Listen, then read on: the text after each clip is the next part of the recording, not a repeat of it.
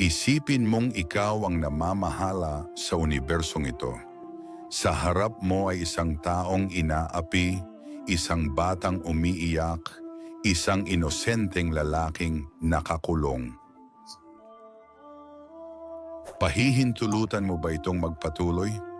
O agad kang makikialam at tatapusin ang lahat ng sakit? Ngayon tanungin mo ang sarili mo, kung may Diyos, bakit hindi siya nakikialam?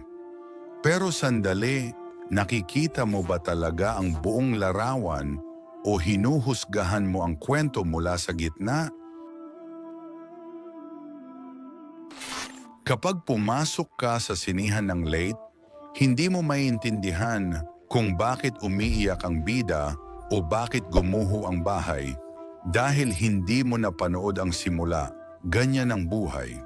Pumasok tayo sa eksena sa kalagitnaan at aalis bago ang huling kabanata. Ang Diyos ay hindi nawawala. Siya ang sumulat ng bawat eksena ng may karunungan. وَنَبْلُوكُم بِالشَّرِّ وَالْخَيْرِ فِتْنَةً وَإِلَيْنَا تُرْجَعُونَ. Ito ay isang pagsubok, hindi isang parusa. Nakikita natin ang kasalukuyan lamang, ngunit nakikita ng Diyos ang kabuuan. Tanungin mo ang iyong lumikha, bakit mo ako nilikha? Magtanong tungkol sa kawalan ng katarungan, tungkol sa langit, tungkol sa layunin, pero huwag mong tanungin ang kalye at huwag mong hintayin ang social media na sumagot sa iyo.